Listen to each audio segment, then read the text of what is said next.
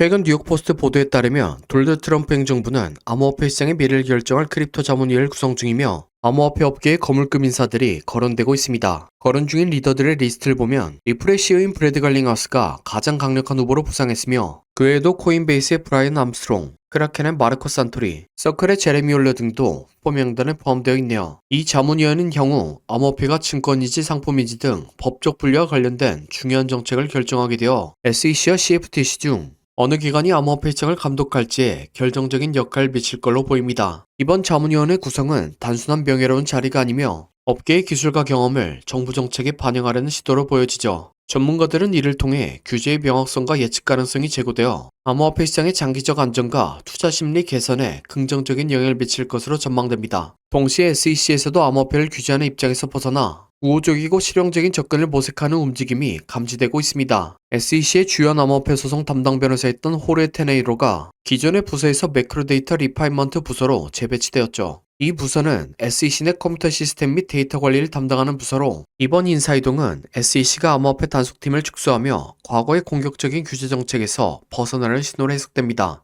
이러한 조직 개편은 규제 부담을 완화하려는 정부의 의도를 반영하며 향후 SEC가 보다 융통성 있는 정책을 펼칠 가능성은 시사합니다. 특히 조금 있으면 임명될 친암호화폐 성향의 폴 애킨스가 SEC 위원장 자리에 취임하게 된다면 암호화폐 관련 소송 축소와 명확한 규제 가이드 마련에 긍정적인 역할을 줄 수 있을 겁니다. 이런 긍정적인 흐름 가운데 또 다른 흐름도 리플을 향해 웃어주고 있죠. 백악관은 가상자산 및 인공지능 장관인 데이비드 sak스 주도로 국가 차원의 디지털 자산 예비금 마련 가능성을 적극 검토하고 있습니다. 디지털 자산 예비금은 국가가 비트코인 등 주요 암호화폐를 보유하여 경제 안정과 금융위기 대응에 활용하는 제도죠. 여기서 데이비드 sak스는 기자회견을 통해 비트코인 예비금이라는 용어를 언급하며 구상을 내놓았습니다. 그러나 리플의 CEO인 브래드 갈링하우스 등 일부 업계 인사는 리플 등 다양한 암호화폐가 포함되어야 한다고 주장하며 여전히 업계 내에서는 예비금 구성 방식에 이의를 제기하고 있고 이 흐름은 점점 거세지고 있죠. 국가 예비금 구상은 과거 각국 정부가 금융위기 시 외환보유고를 통해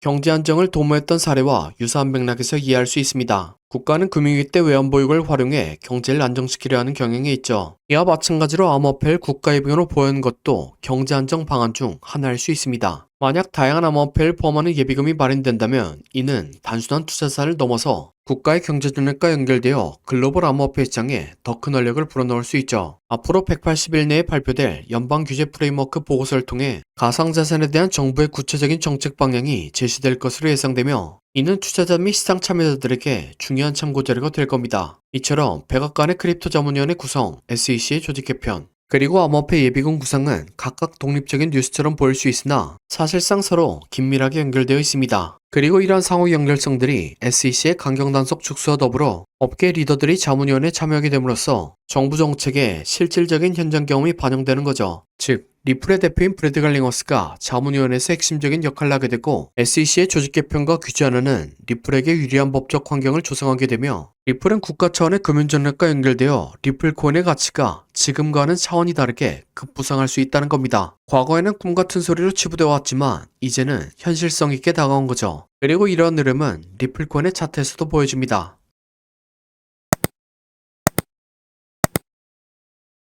리플은 지난 7년 동안 고점은 낮아지고 저점은 높아지는 삼각 수렴을 진행했습니다. 그러다 작년 11월에 수렴을 돌파하는 거대한 상승이 나오며 신고점 갱신까지 만들었죠. 제 방송을 작년부터 지켜보신 분들은 아시겠지만 수렴의 돌파 이전에 상승 시그널이 나왔었습니다. 말씀드린 상승 시그널은 충격파동인데 충격파동이 나오면 거대한 조정파동이 나오지만 저점을 깨지 않고 고점을 추가적으로 갱신하죠. 리플 역시 지난 7월에 충격파동이 나왔었습니다. 이후엔 이론대로 저점을 깨지 않고 618 부근에서 파동의 형태가 마무리되었죠. 거기에 대해 충격파동보다 훨씬 큰 조정파동이 나왔기 때문에 연장된 형태의 충격파동이 나올 걸 예상할 수 있었습니다. 임펄스보다 훨씬 길게 지속된 복합 조정이 완성되었기 때문에 연장된 형태의 임펄스가 나올 것으로 예상하며 최소한 리플의 가격이 1달러 이상까지 올라가지 않을까 생각합니다. 그리고 리플은 생각보다도 훨씬 강한 파동을 보여줬으며 타점부터 600%의 상승을 보여주었죠. 그리고 여기서 3파가 강한 형태로 나올 때 등장하는 3.236에서 파동 한 단위가 완성됐습니다.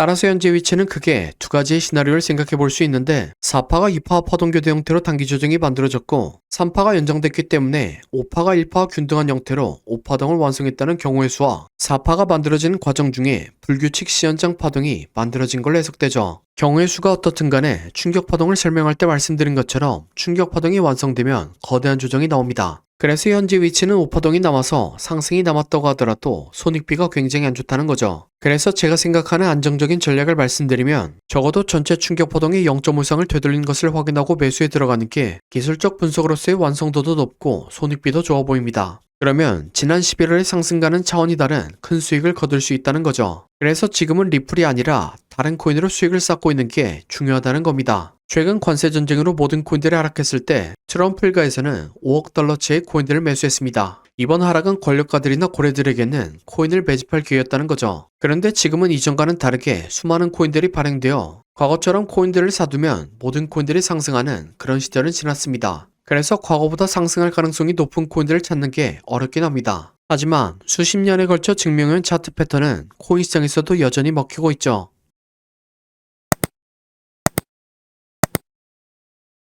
첫 번째로 세력이 장기간에 걸쳐서 매집한 흔적이 발견돼야 합니다. 이게 흔히 말하는 박스권이고 이 크기는 크면 클수록 좋습니다. 두 번째로는 박스권을 만드는 동안 개미들의 물량을 뺏는 과정이 발생합니다. 여기서 나오는 게 오랜 기간 동안 횡보를 하면서 개미들을 지치게 하는 횡보 조정과 가격을 갑자기 빠르게 움직여 개미들에게 공포를 주며 물량을 뺏는 가격 조정이 있죠. 마지막으로 개미들의 물량을 충분히 뺏었다 싶으면 상승의 신호를 추적해야 합니다. 보통 상승의 신호탄은 거래량을 동반한 장대 양봉이죠. 예를 들면 2020년도에 엄청난 상승을 보여줬던 세타펠 코인이 있습니다. 이렇게 1년 동안 횡보를 하면서 박스권을 만듭니다. 그 과정에서 가격 조정 한 번씩 주죠. 물량이 타고 있다 싶으니까 거래량을 터뜨리면서 장대 양봉을 만듭니다. 하지만 곧바로 가격을 떨면서 개미들을 털죠. 그래도 이전 거래량을 죽지 않고 이전 박스권 위에서 다시 한번 지지합니다. 네, 세타퓨엘은 12,000% 상승했습니다. 똑같은 방법으로 도지코인은 2년 동안 횡보를 하고 가격 조정을 주고 거래량 터뜨린 다음 상승, 개미 털기, 이전 박스권에서 지지. 도지코인은 2만% 상승했습니다. 마찬가지로 칠리즈는 2년 동안 횡보를 하고 가격 조정을 주고 거래량 터뜨린 다음 상승, 개미 털기, 이전 박스권에서 지지. 칠리즈는 26,000% 상승했습니다. 방금 예시에 나온 3개의 코인 모두 21년도 2월달에 신호탄이 나왔었는데 이때는 지금보다도 시장 분위기가 훨씬 안 좋았습니다. 코인 매매를 오래 하신 분들은 기억하실 것 같은데 옐런 미국 재무부 장관이 허구한 날 비트코인을 깎아내렸고 알트코인들이 녹아내렸었죠. 하지만 결국엔 차트 패턴이 승리했습니다. 그럼 제가 발굴한 좋은 코인을 함께 살펴보시죠. 4년 동안 횡보를 하면서 박스권을 만듭니다. 그 과정에서 가격 조정을 한 번씩 주죠. 물량이 타 보였다 싶으니까 거래량을 터뜨리면서 장대 양봉을 만듭니다. 하지만 곧바로 가격을 떨면서 개미들을 털죠. 그래도 이전 거래량을 죽이지 않고 이전 박스권에서 다시 한번 지지합니다. 1년 6개월 매집한 세타퓨엘이 12,000% 상승했고 2년간 매집한 도지코인과 칠리즈는 2만% 이상 상승했습니다. 그러니 4년간 매집한 이 코인은 적어도 2만%, 많이 가면 5만%는 올라갈 거라고 생각하고 있습니다. 2만%면 100만원이 2억이 되고 5만%면 5억이 되는 금액입니다. 차트가 좋으니까 여러분들에게 올인하세요 라고는 말씀드리지 못합니다. 하지만 100만원이나 200만원만 넣어서 인생 역전의 기반을 만들어 볼 수 있다 고는 말씀드리겠습니다. 그래서 저는 무리하지 않는 선에서 이 코인을 매수하려고 합니다. 저와 함께 이 코인을 매수해 보실 분은 더보기란 요청사항에 4년이라고 남겨주시기 바랍니다. 그러면 제가 여러분들이 구독자인 것을 알아보고 바로 코인 이름을 문자 드리겠습니다. 하지만 이렇게 말씀드리면 영상에서 공개하지 왜 따로 신청하라고 하냐 라고 하시는 분들이 계시죠. 최근에 이 코인이 무엇인지 영상에서 공개했다가 채널이 정지당한 적이 있습니다. 다음에 다시 이 코인을 돌려서 말했다가 정지를 2번까지 당하게 되었고 한 번 더 정지당하면 채널이 영구 정지되는 상황입니다. 이 점 이해 바라며 이 코인의 정보를 받고 싶으신 분들은 더보기란 요청사항에 4년이라고 남겨주시기 바랍니다. 그럼 다음 영상으로 찾아뵙겠습니다.